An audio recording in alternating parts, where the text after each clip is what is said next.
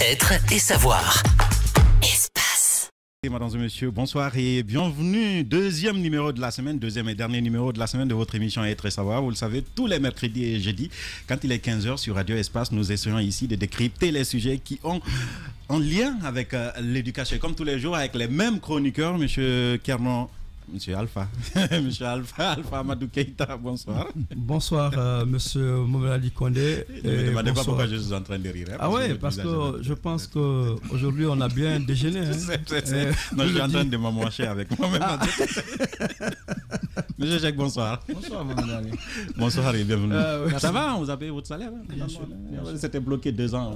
Pas 2 ans, 3 mois. 3 mois, ah, ok. Parce que vous n'arrêtiez pas de crier sur nous tous les jours. Bien sûr. On a l'impression qu'on avait bloqué votre salaire. Un père de famille qu'on sèvre pendant 3 mois, c'est quelque chose. Et puis vous ne nous avez pas invité. Bon, ça va venir, ça va venir. J'espère, Monsieur Cheikh. Bienvenue quand même dans l'émission. Merci. Monsieur Vali Konaté, bonsoir. Monsieur Mohamed Ali, bonsoir. Vous allez bien? Très bien. Merci. Merci Donc beaucoup. l'équipe est au complet. Les sujets du jour, Monsieur Vali, on a décidé de parler de l'enseignement supérieur et de la recherche scientifique aujourd'hui. On va à l'ANAC. Effectivement, Oui. l'ANAC, Oui. l'autorité nationale de l'assurance qualité, a décerné il y a quelques semaines Oui.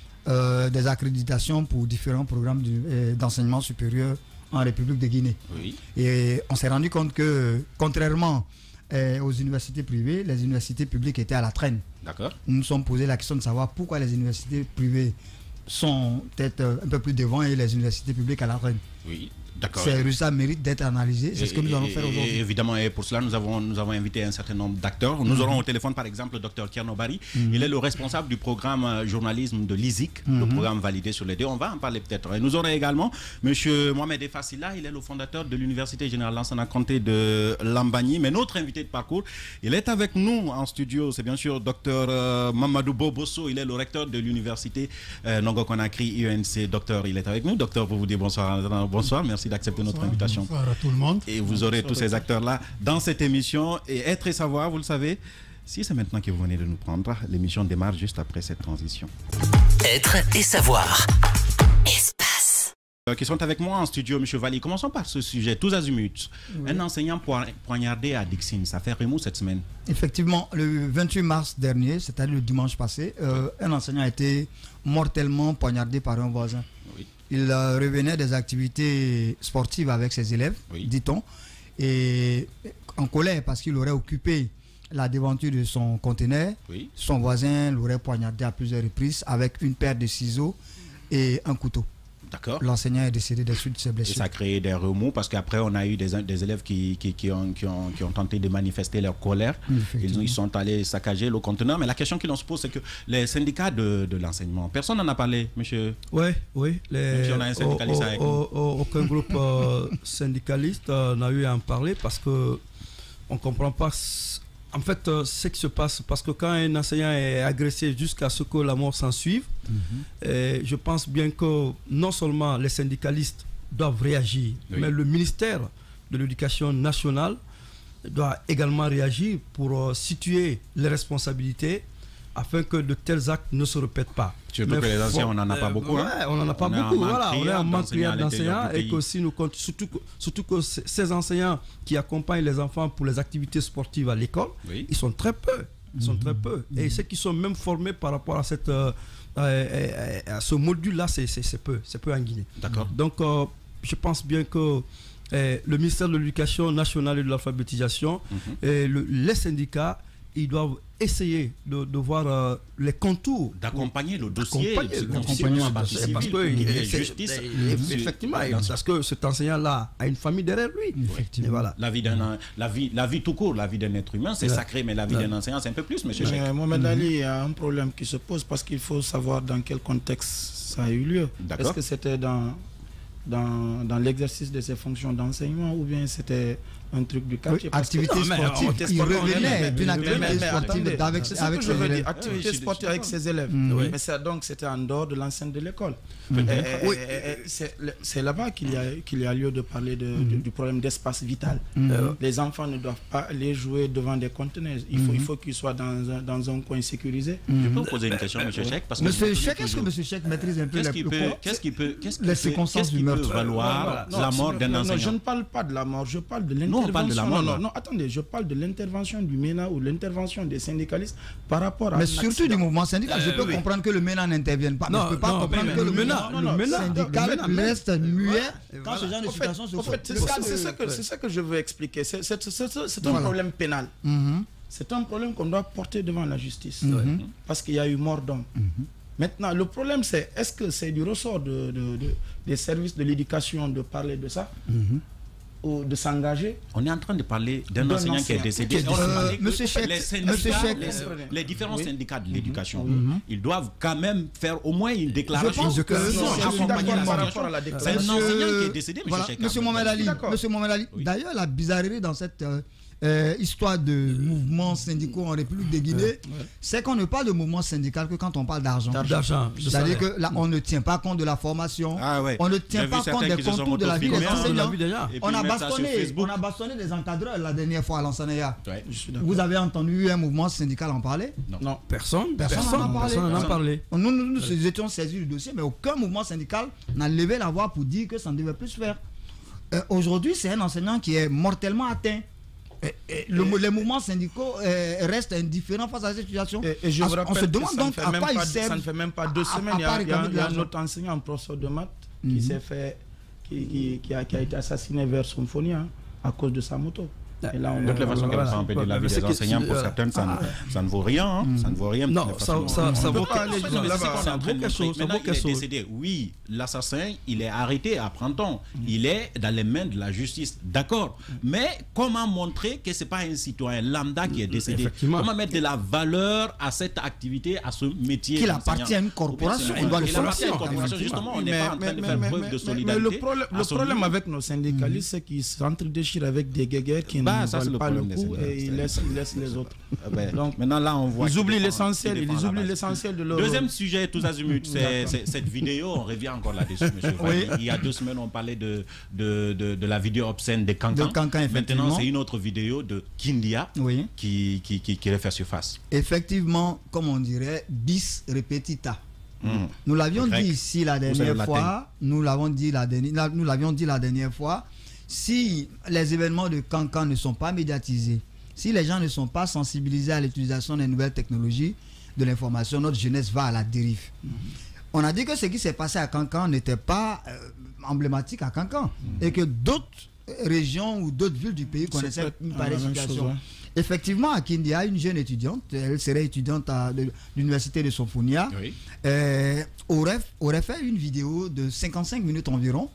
Et la vidéo, 55 secondes, pardon, 55 secondes. Minutes. Voilà, c'est carrément un film. Là, c'est un film carrément. Alors, donc, elle a fait une vidéo de 55 secondes. Et selon c'est dit, la vidéo aurait fuité par la faute d'un de ses proches, qui aurait pris la vidéo dans son téléphone et qui l'aurait menacé de diffuser la vidéo si elle ne lui payait pas une somme de 3 millions de francs guinéens. C'est qu'elle n'a pas fait, donc la vidéo a été diffusée.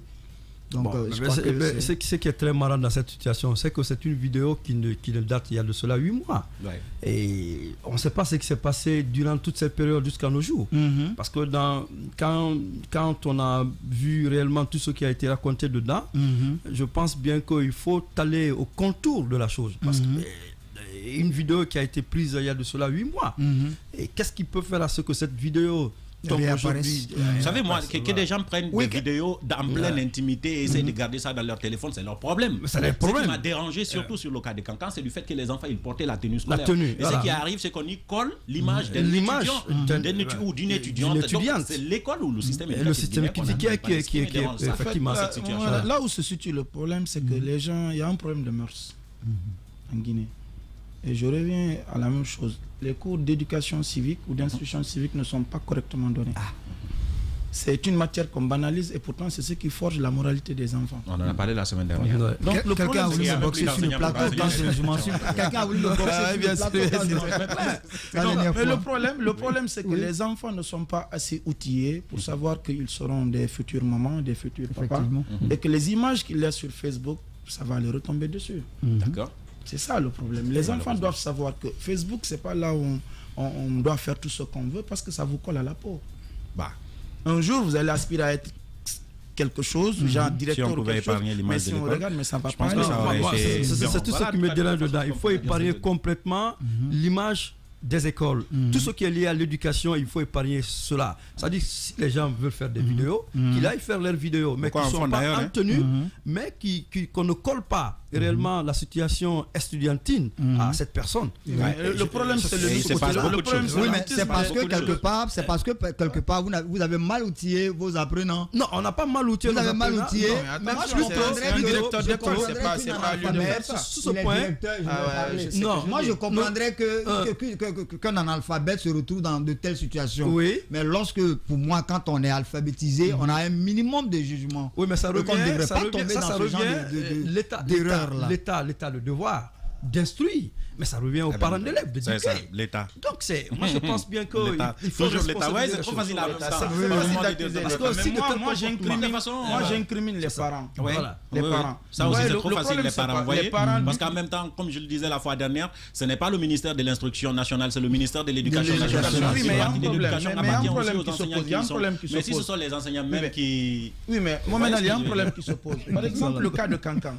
Si les autorités de Cancan étaient montées au créneau pour interdire et sanctionner sévèrement, ça n'allait pas se répéter. Mais il y a un blackout total à Cancan. Je vous l'ai prédit la dernière fois. Après Cancan, c'est Kindia, non? Ça va se répéter. On reviendra demain en reparler dans nos écoles. Longuement, mais à l'université de Kindia, les étudiants de Kindia, c'est autre chose. Je pense que M. Alpha en sait quelque chose. Ils en souffrent. Ils en souffrent. Au-delà de la souffrance, il y a. Bon, on en parlera.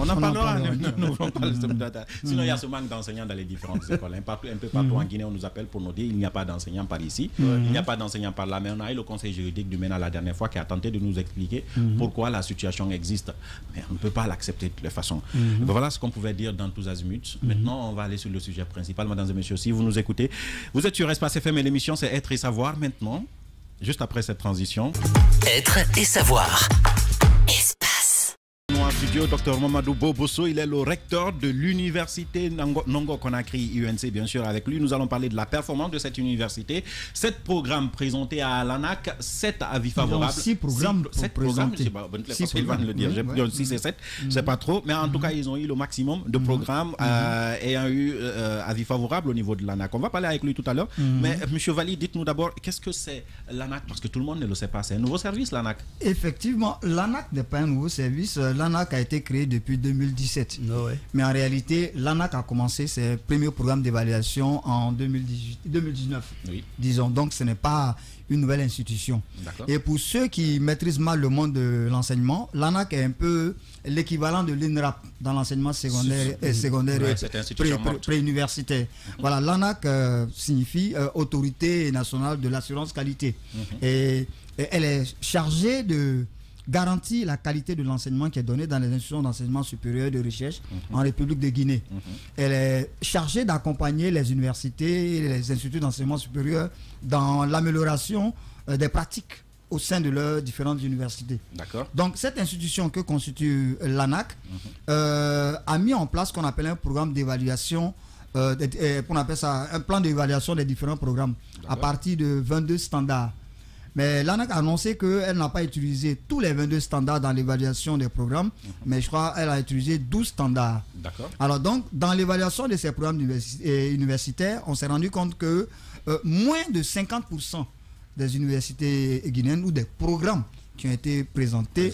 Voilà, ont 40% pour être un peu plus précis. Ils ont annoncé 40%. Non, c'est un taux de réussite de 45%. 45%. Le taux de réussite est de 45%. C'est-à-dire que sur les 111 dossiers qui ont été présentés, évalués, il n'y a que 45 programmes qui ont été validés. Voilà. Mais ce qui est inquiétant, c'est que lorsque vous lisez le décret de création de l'ANAC, on se rend compte que l'ANAC, normalement, a obligation de présenter ses résultats au public régulièrement, afin que le public puisse évaluer le niveau de performance des universités et savoir à partir de quelles données s'orienter. Mais bizarrement, on a constaté que les résultats semblaient un peu passer sous le tapis, quoi. Ça passait un peu sous le tapis. Comme si ça mettait un peu mal à l'aise les uns les autres d'en parler. Un certain nombre d'universités. Effectivement. Il y a un certain nombre parce qu'il y en a, surtout dans les publics, les gens, ils n'ont vraiment pas envie de communiquer. Hein, parce qu'on on a l'impression qu'ils ne s'attendaient pas à ce que l'évaluation soit aussi accablante. C'est qu'il y a un problème au sein de l'ANAQ. M. Valli vient de le rappeler. C'est qu'il y a un manque criard d'évaluateurs. Parce que pour évaluer un programme, il faut avoir réellement un bagage donné. Et ce bagage-là, si les gens ne l'en ont pas, ils sont obligés de faire référence à certains pays, notamment le Sénégal et le Maroc. D'accord. Il y a ce problème-là qui se pose, une difficulté que l'ANAQ en a dans le cadre de l'évaluation des programmes. Et imaginez que sur 71 programmes évalués, il y a 32 qui ont été crédités. Donc, soit un taux de réussite de 45%. Et le problème des universités publiques, les universités publiques là, regorgent assez d'enseignants qui sont de rang magistral par rapport aux universités publiques et privées. Et si vous faites cette comparaison, les universités publiques se disent qu'avec tout ce que nous avons comme bagage dans le cadre réellement du niveau intellectuel, comment se fait-il que nous, on n'arrive pas réellement à se mettre au devant de la scène? C'est en cela, cette difficulté-là, il faut mettre ça... Oui, mais monsieur Alpha, moi je ne parlerai pas des difficultés. Moi je crois que nous sommes en train de dévoyer la question. Ce n'est pas une difficulté, c'est que monsieur Alpha remet en cause en fait les évaluations. Moi je remets le chien. Je remets...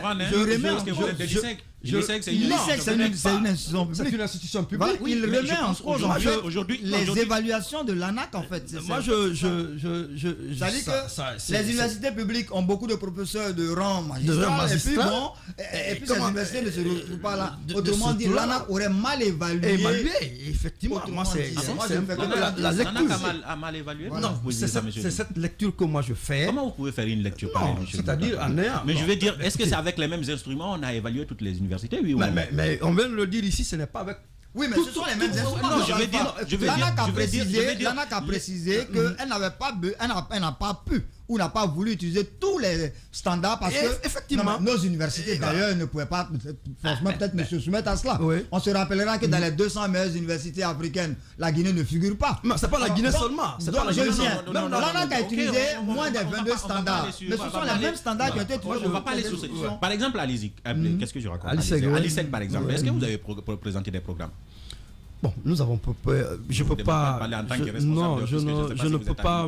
Mais je ne sais pas ce que vous en savez. Est-ce que tout ce que je sais, nous avons de très bons programmes. Et ça, c'est reconnu. Il y a une institution qui s'appelle l'ANAQ qui certifie si vous avez de très bons programmes. Moi, c'est que cette institution a vécu, ça fait des années. Et cette institution a fait ses preuves. Ce qui est sur le net, moi, jusqu'à preuve de contraire, je remets en cause. Oui. Les résultats de l'ANAQ. Ces résultats de l'ANAQ. Professeur Kabine Oulare sera là bientôt. Un jour, on va pas inviter le professeur Kabine Oulare pour qu'il soit avec nous pour parler. Parce que pour le moment, on préfère se contenter des résultats qui ont été donnés. Et parmi ces résultats, on a quand même des universités. On peut en donner quelques-uns. D'ailleurs, on peut en donner quelques-uns. Je crois que, et puis la meilleure université qui se place au top dans ce classement, c'est l'université Nongo Conakry, qui présente 6 programmes et qui a 6 programmes de crédité. Je vous prends par exemple l'université générale Lassana Conté de Sonfonia, dont on parle à tout moment, qui présente 4 programmes, qui n'a qu'un seul programme de validé. L'Institut supérieur de technologie de Mamou, 2 programmes, 0 programme de validé. L'École nationale de communication, 2 programmes présentés, 2 programmes validés. Et ainsi de suite. C'est bon, je crois que... L'école de Téléco aussi. Je ne sais pas. À Mamou, vous avez parlé de Mamou? Oui, l'Institut supérieur de Mamou. 2 programmes présentés, 0 programme noté sur 0 même. Voilà. Donc, on ne parle pas simplement de public, privé, mais je peux comprendre. Mais ce que je suis en train de dire, c'est que pour le moment, on va se contenter de ce résultat que nous a donné l'ANAQ, parce que l'ANAQ, quand même, c'est une institution reconnue par l'État aujourd'hui. Ils ont fait un travail. Et dans ce travail-là, on a un résultat. Et le résultat montre que dans les universités publiques, les institutions publiques, c'est tout simplement... Et à rappeler que l'ANAQ est sous la supervision technique, sous la tutelle technique de l'université. Il y a beaucoup de business dans les institutions de l'enseignement supérieur. Mais ça me ramène à dire ce que j'avais dit la semaine passée. Pourquoi avoir éliminer les universités privées du programme d'orientation. C'est une autre question, on va en parler. C'est un autre débat, parce que c'est pas assez mauvais qu'on ait éliminé des universités privées. Si on a de la qualité, c'est bien sûr ça. C'est ça le problème. Si les universités publiques n'arrivent pas à faire l'affaire de l'État, il y a des pléthores par-ci, par-là. Pourquoi ne pas réactualiser le programme avec les universités privées? Envoyer des enfants pour qu'ils aient une formation saine. Je pense que l'ANAC même est une belle opportunité. Bien sûr. À partir des évaluations de l'ANAC, on peut trouver les meilleures universités privées et à partir de là orienter les enfants. Ça va diminuer un peu les pléthores dans les universités privées. Et je rappelle la même chose. Cette fois-ci, le recteur de Symphonia, s'il ne se défend pas, ça... Est-ce que s'il ne se défend pas, ça va notre invité maintenant. Il n'y a pas de problème. Bonsoir. Bonsoir. Alors, docteur, vous êtes le recteur de l'université Ndongo. Merci d'accepter notre invitation. Bienvenue. Merci. On a envie de vous dire félicitations. 6 programmes validés par l'ANAC sur. On a envie de vous dire félicitations. Est-ce que d'abord vous pouvez nous parler de l'université Ndongo pour ceux qui ne le savent pas, une première fois dans cette émission. Bon, merci bien.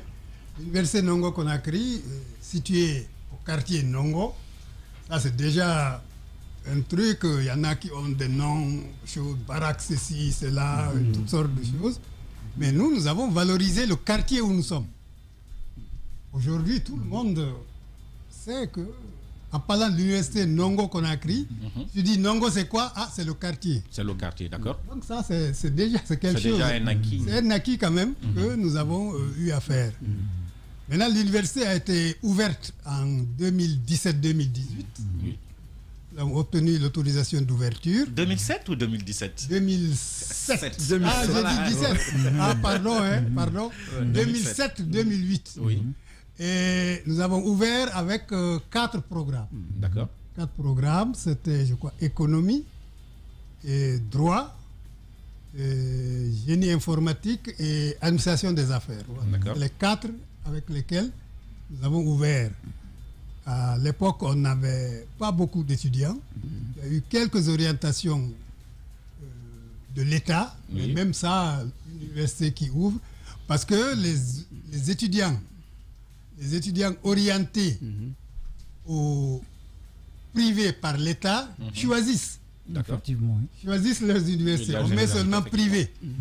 Alors vous avez le choix de l'université. Le choix de n'importe quelle université. N'importe quelle université privée. Universités à côté, on avait Kofi Annan qui était les premières universités. Cette lutte elle a existé à un moment. C'est de orienter sur liste au privé aussi. On a dit non au privé, donnez-leur la possibilité de choisir. D'accord. Là où ils veulent aller, l'université où ils veulent aller. D'accord. Et donc nous avons commencé comme ça, puis on a créé d'autres programmes. Et je dois dire que on a été, je dois dire, prudent quand même. Parce que jusqu'à présent, depuis cette époque, nous n'avons que 11 programmes de licence. Justement, donc je vais vous poser la question suivante. Quels sont les programmes qui ont reçu un avis favorable que vous avez présenté au niveau de l'ANAC? Ah, voilà, nous avons présenté à l'ANAC le programme de droit. De droit, d'accord. Le programme d'administration des affaires. Le programme de sciences comptables. Oui. Le programme de banque et assurance.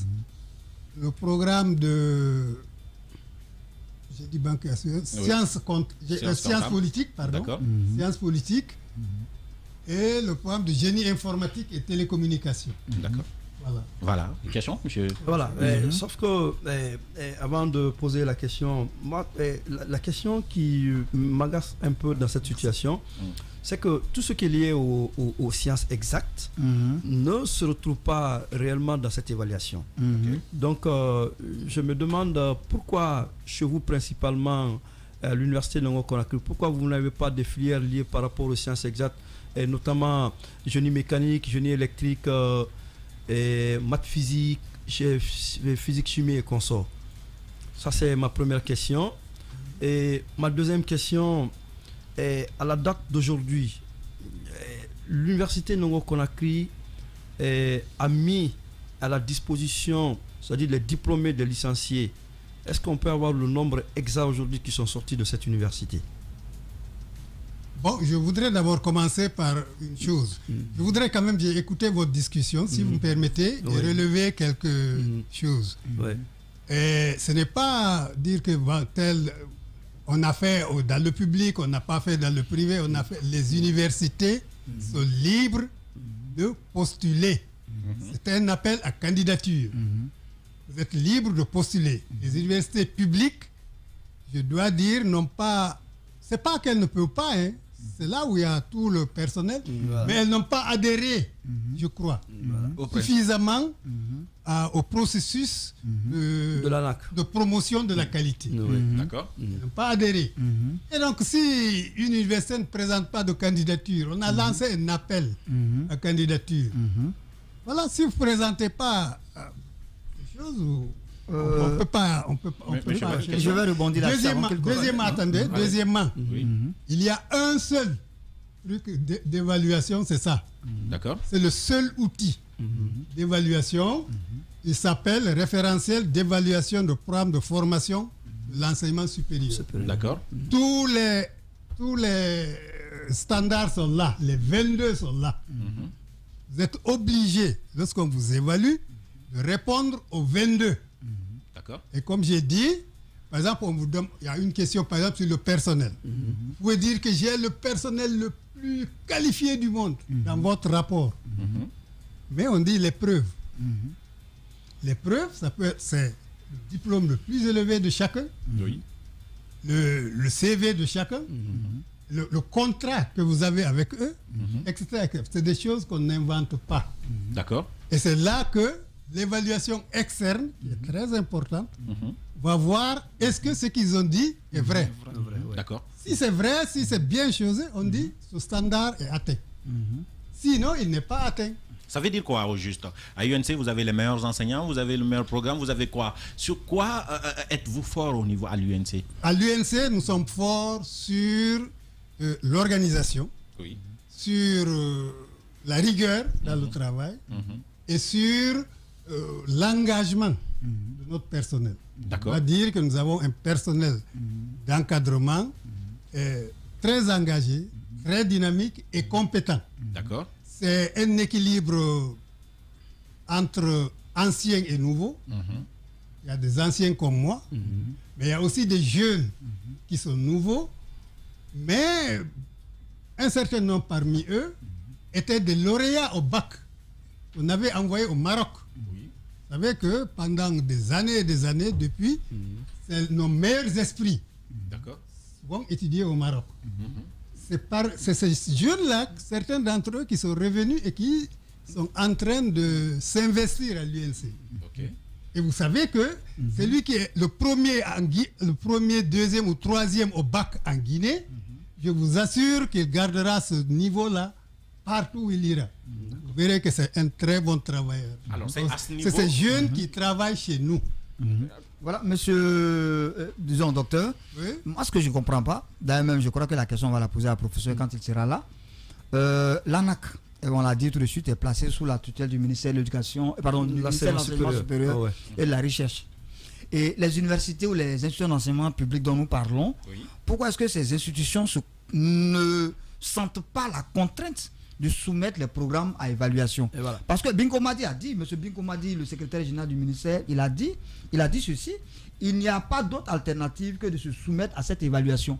Parce qu'on a remarqué que les universités publiques surtout refusaient de se soumettre à l'évaluation de l'ANAC, qui est une institution d'ailleurs reconnue par le ministère de l'Enseignement supérieur. Monsieur Valli, vous savez, le problème en réalité, ces genres de situations sont les universités privées qui ont peur et qui veulent défendre leur réputation. Les universités publiques, ils pensent que là-bas, les gens pensent qu'ils sont tout permis. Ces genres d'évaluation, ça ne les concerne pas. Donc, si j'ai bien compris le docteur, ils ont banalisé. Ils ont un peu banalisé la chose. Ils ont un peu banalisé la chose. Ça les est retombé. Monsieur Valli, je pense que ça c'est une question réservée à ceux qui ont organisé, ou plutôt à ceux qui gèrent ces institutions. La question que je voudrais poser au recteur, c'est de savoir comment est-ce que vous recrutez au niveau de l'UNC, par exemple, que ce soit enseignants ou étudiants. Quelles sont les valeurs que vous... Voilà, si c'est un enseignant, il dépose un dossier qui comprend le diplôme le plus élevé, le CV et une lettre de motivation Okay. Parce qu'un enseignant, tu ne vas pas dire je viens, je suis enseignant. Tu viens, tu dis que je veux enseigner tel cours, dans tel programme, voilà pourquoi, voilà mes compétences. Donc c'est basé sur quoi? La compétence, qui est chose par le diplôme surtout, l'expérience, parce que si c'est un monsieur qui n'a jamais enseigné, on a chose. Il y en a qui ont l'expérience. Et la disponibilité, parce que vous connaissez bien les problèmes de l'éducation. Vous pouvez être enseignant très bien, on a eu ça. Il fait tout. À la fin de l'année, on fait les évaluations. Impossible de récupérer les notes. Je reviens encore sur ma question qui n'a pas été répondue. Depuis la création de cette institution, vous avez eu combien d'étudiants qui sont sortis et combien ont été insérés? Parce que je pense bien que les universités, quand vous formez, vous devez avoir réellement... comme on appelle une situation dans le cadre de l'insertion. Un tableau de bord. Vous pouvez voir au moins qui sont devenus les enseignants que vous formez. Pour l'insertion. Ça c'est très bien. C'est même, je vais vous dire, c'est un standard. Donc, moi, le problème de l'insertion est un standard. Moi, je vais avoir une idée générale de tout ce que, depuis la création de cette institution jusqu'à nos jours, qu'est-ce qui s'est passé, qu'est-ce qui s'est fait par rapport à tout ça? Bon. Depuis la création, notre première promotion est sortie en 2010. On a sorti 11 promotions. À un moment, ils étaient nombreux. Mais ce problème dont vous parlez est un souci pour nous. On a même créé un service qu'on a appelé Observatoire des diplômés, qui devait être interface entre l'université et les diplômés. Suivre les gens jusqu'au premier emploi ou bien jusqu'à l'inscription à un master ou à un master. Bon. Mais il se trouve que souvent les relations ne sont pas tout à fait choses entre le diplômé et nous. Une fois qu'ils ont le diplôme à cette grande cérémonie que vous avez peut-être vue, ils nous quittent. Il laisse un peu de choses. Il y a eu même des cas où des gens travaillaient. Ce service s'est démené. Les gens travaillaient, on les appelle. Non, ne me dérangez pas dans mon travail. D'accord. Mais il y a pas la volonté quand même est là de garder le contact. Non, c'est sûr. Ma deuxième question va se focaliser par rapport aux études avancées. Est-ce qu'à part la licence, vous avez des études en master et les études doctorales chez vous? On a pour le moment, il faut être très prudent, parce qu'une étude doctorale, c'est quelque chose qui est vraiment très costaud. Mais nous avons des masters. Nous avons un master en audit et contrôle de gestion, un master en droit des affaires et du contentieux, un autre en société, paix et développement, un master en sécurité, réseau et sécurité informatique, qui est très chose que nous avons monté avec Sénégal, avec des choses. Mais nous avons des masters. D'accord. Alors, ce qu'on va faire, avant de continuer avec Docteur, on va aller dans une autre université qui a une meilleure performance, une autre meilleure université. Elle est privée encore, M. Alpha. Pour votre châtiment. N'en déplaise à M. Alpha. Elle est privée encore. C'est l'une des meilleures universités, cette fois-ci, dans des sciences techniques. C'est vous qui en avez parlé. Ça, j'en sais quelque chose. Et je connais un jeune qui s'appelle Senkou. Mais là, nous recevons le fondateur qui soit certainement être au bout de fil. M. Mohamed Efas Silla. Monsieur Silla, bonsoir. Oui, bonsoir. Vous êtes le fondateur de l'Université Générale Lansana Conté de Lambagne. Oui, bien sûr. Alors, vous aussi, vous avez eu des programmes accrédités par l'ANAC. Parlez-nous-en. Oui, bien sûr. Vous savez que l'Université Générale Lansana Conté est l'une des premières universités en Guinée dans ce sens. Au cours de ce processus d'évaluation, d'auto-évaluation, nous avons soumis 4 programmes. 4 programmes, mais seulement 3 ont été accrédités. Il s'agit notamment de l'architecture, du génie civil et de l'économie. D'accord. La question, Chevalier? Bon, moi je pas. Il est déjà pris, mais toujours je vais réagir par rapport à cela. Parce que, Monsieur Efas, vous allez bien? Bon, ma question est la suivante. Dans votre université, vous avez dit qu'il y a eu le programme de formation en architecture a été accrédité. Bon, je veux savoir principalement, parce que nous avons ISO qui se trouve à l'université Gamal Abdel Nasser de Conakry, qui regorge assez d'enseignants de haut niveau. Oui. Et comment ça se passe chez vous jusqu'à ce que vous soyez accrédité en architecture. Parce que architecture, c'est quand même pas le journalisme. Voilà. Ça. Ouais. Bon, écoutez, je n'ai pas bien saisi votre... Parce qu'il y a beaucoup de bruit derrière. Allez, je reprends la question. Je dis, comment c'est passé jusqu'à ce que votre programme a été accrédité dans la mesure où l'université Gamal Ben Nasser regorge assez d'enseignants en qualité d'architecture et nous connaissons réellement ces enseignants qui passent dans cette institution. Comment vous êtes passé devant cette institution par rapport à l'évaluation de l'ANAC? Bon, écoutez, oui, c'est vrai que... Autrement dit, quelles sont vos performances en architecture? Quelles sont vos performances? Le formateur en architecture. Ouais. Mais vous savez que les professeurs en Guinée ou partout ailleurs sont libres. Ils sont libres. Normalement, un enseignant de haut niveau doit avoir 18 heures par semaine. Oui. Donc, il reste quelques heures de vacations et il prend parti par-là. Et donc, nous utilisons donc certains enseignants de Gamal pour venir enseigner. Ils sont très nombreux d'ailleurs. Et d'autres universités guinéennes.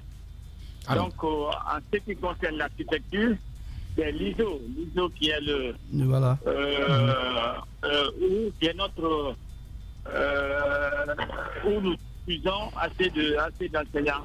Et la plupart de ces enseignants d'ailleurs ont commencé à enseigner à ce parti. D'accord. Mais monsieur Silla, je vais vous reposer la même question. Dites-nous, de quoi êtes-vous fort, vous, au niveau...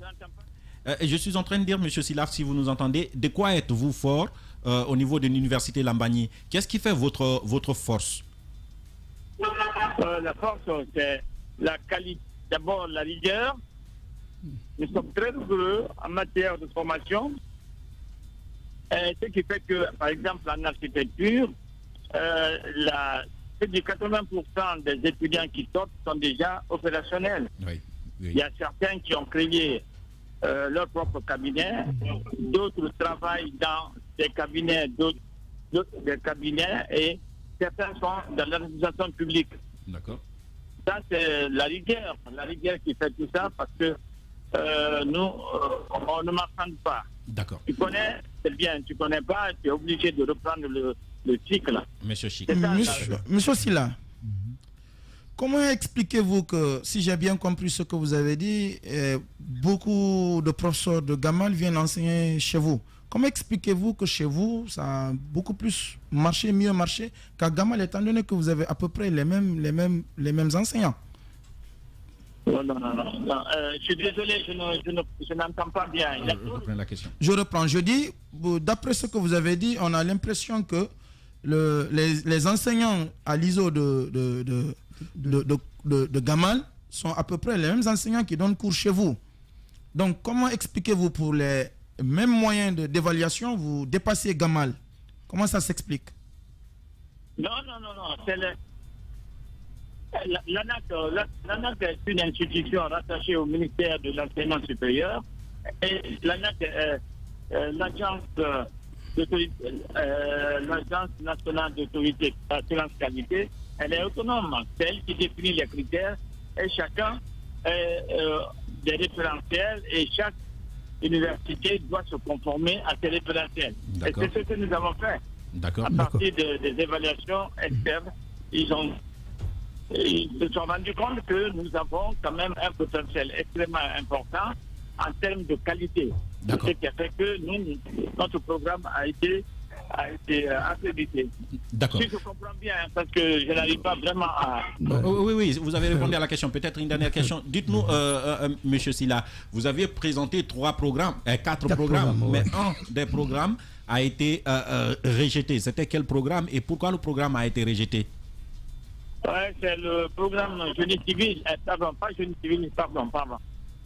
Géomine qui a été rejeté, mais ça c'était mal commun.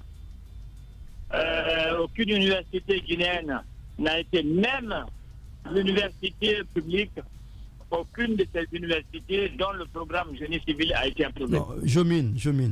Voilà. Le programme de Géomine, on rectifie encore. Alors, on finit. Je rappelle que selon vos propres termes, vous avez validé le programme de Génie Civil. Il ne faut pas que dans la communication, qu'il y ait un peu que les uns et les autres confondent. Finalement, qu'est-ce qu'on peut dire? Qu'est-ce qui pourrait donner envie d'aller au centre de vos... Et les autres programmes que vous n'avez pas présentés, est-ce que vous allez les présenter? Que nous allons présenter? Oui, j'estime qu'il y a d'autres programmes que vous n'avez pas présentés au sein de l'université. Ça, c'était peut-être un test. Est-ce que vous allez présenter d'autres programmes? Les programmes que nous allons présenter cette année, il y a ces génies informatiques cette année.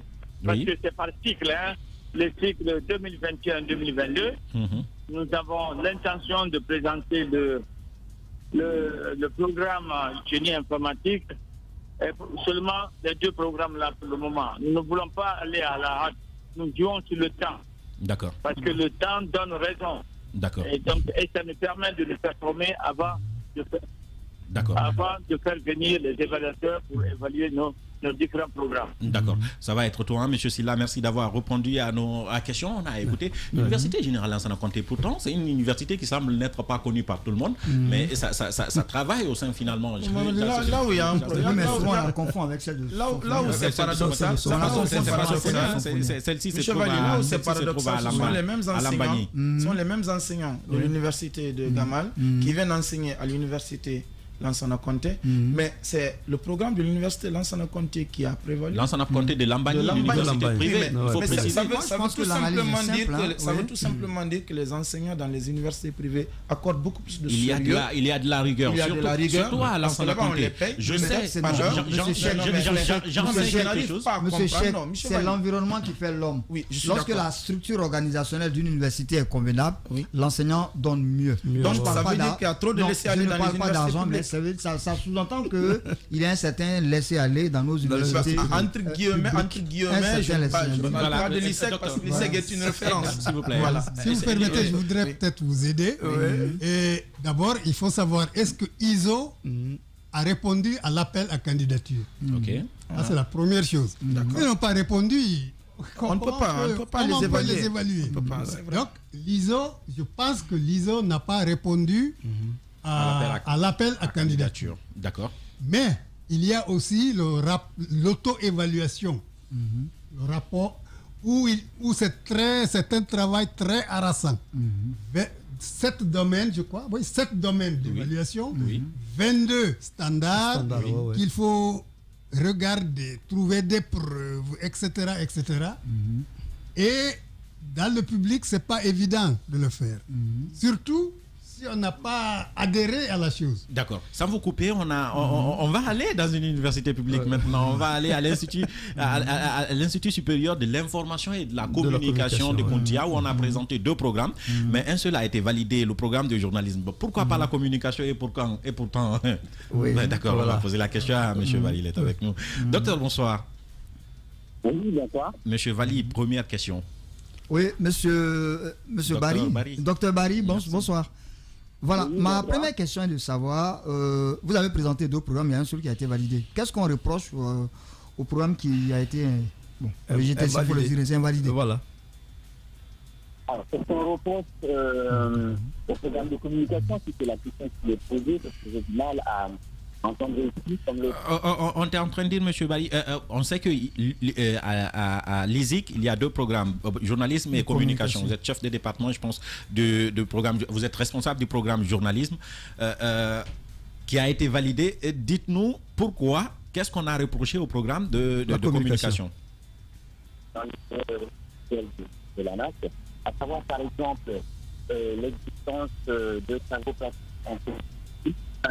de laboratoire dédié à cela. On n'avait pas actuellement, on n'a pas la bonne communication. Je pense qu'on va réessayer, on va rappeler, monsieur, on va rappeler Dr Barry de l'ISIC. Docteur, vous êtes en train de nous expliquer un tout petit peu ce qui pourrait être fait au niveau des instituts. Je voudrais aussi dire une chose. Ces scores obtenus, ce n'est pas comme un enseignant qui aurait toutes les copies d'une classe et qui corrige. Oui, c'est des évaluateurs différents. Différents. Peut-être qu'un programme qui n'a pas été bien apprécié par tel évaluateur externe l'aurait été par un autre. Et c'est comme ça que ça se passe. Par exemple, je vais vous donner un exemple. Nous, notre programme de génie informatique et télécommunication a été évalué par un professeur de l'université Mohamed V du Maroc. Il nous a vraiment fatigués parce que souvent, ces professeurs veulent retrouver chez nous tous les éléments qu'il y a chez eux. Ce qui est normal, non? Non, je vais vous dire une chose. Par exemple, je peux vous donner un exemple où ça nous a posé problème. D'accord, on va revenir dessus puisqu'on a quelqu'un, on l'a au téléphone. Docteur Barry, vous nous entendez? Oui, bonjour, je vous entends.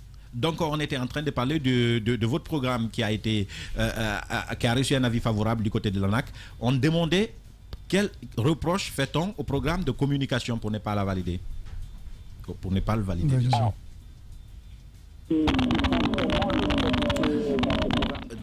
Ce n'est pas bon. Nous sommes vraiment désolés, monsieur Aïe. On a du mal à communiquer avec vous. On va réessayer encore une fois. Vous donnez la parole à la docteur et continuer. Par exemple, un problème qui s'est posé entre nous et beaucoup d'évaluateurs, même de la sous-région. Oui.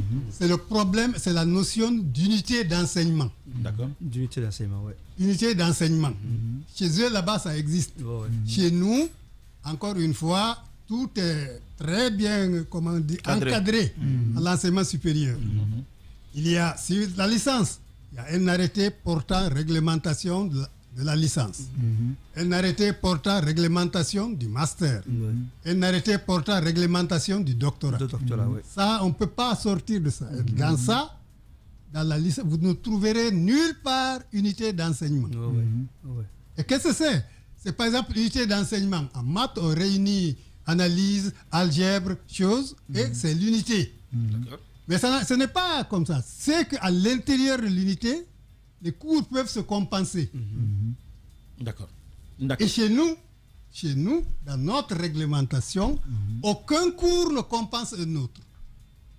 C'est comme dans toutes les universités, non? Normalement. Non, dans une unité d'enseignement, là-bas, on progresse par unité d'enseignement. Vous pouvez avoir 3 en analyse et 7 en algèbre. Ça comble. Chez nous, si tu as 7 en algèbre, on dit tu es admis en algèbre. 3 en analyse, tu as échoué en analyse et tu reprends. Sauf qu'il y a une précision que je vais apporter. Et lorsqu'on dit ça aux gens, ça nous pose sauf que dans les études au niveau des services avancés de l'USEG, dans le cadre de la formation des formateurs dans l'espace francophone, il y a des unités d'enseignement et qui existent jusqu'à de nos jours, depuis les années 2010 jusqu'à nos jours. Nous avons 10 unités d'enseignement qui passent réellement dans le cadre de la formation des formateurs dans l'espace francophone, dans le cadre des études avancées. En même temps, je viens d'apprendre que 5 programmes de l'ISEG ont été rejetés. Est-ce que vous êtes au courant, Michel Fan? Les informations vont vite.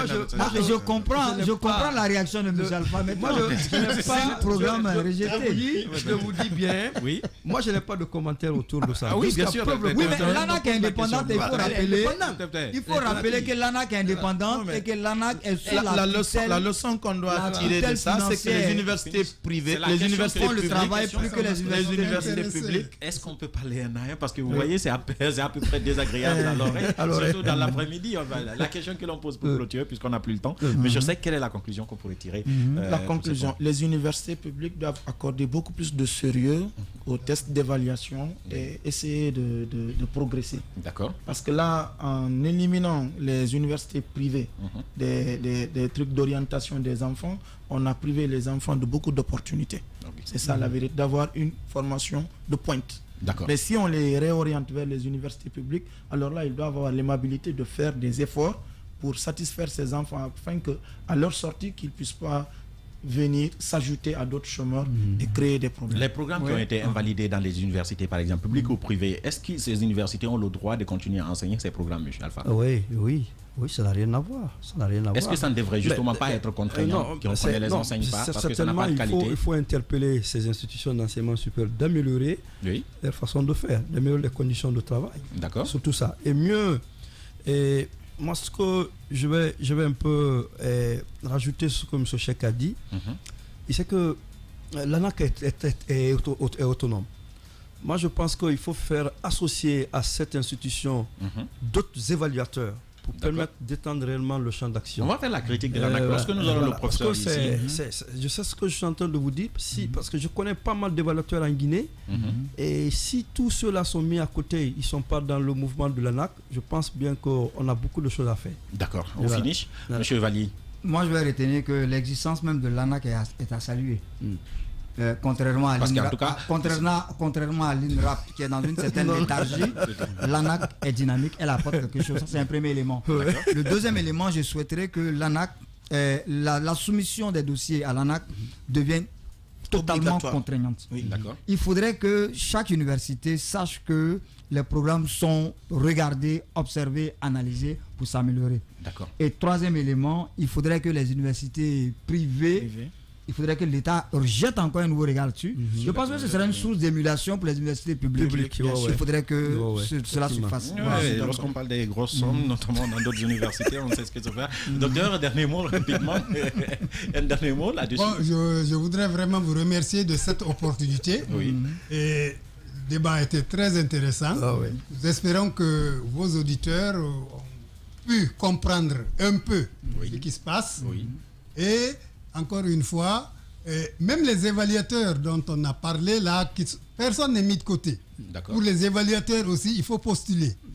Évidemment. Et si vous ne postulez pas, on ne peut pas savoir. Je sais par exemple qu'à l'ISEG, il y a des gens qui ont... C'est la spécialité. Par exemple, Dr Selou. Professeur Selou, c'est sa spécialité, l'évaluation. Mais il faut que Professeur Selou se présente. Bien sûr. Merci bien. Merci. Le débat n'est pas clos. Nous allons continuer ce débat certainement la semaine prochaine avec d'autres acteurs. Nous présentons nos excuses à ceux qu'on n'a pas pu écouter au téléphone. La qualité n'était pas. Et pour le respect de nos auditeurs, on était obligé de couper et retrouver cette émission à la télévision en fin de semaine, samedi et dimanche à partir de 12h. C'était un plaisir pour nous d'avoir animé, enfin d'avoir été à votre compagnie, de vous avoir accompagné cet après-midi. C'était nous, pour vous, comme on le dit souvent, une école sous-développée est souvent une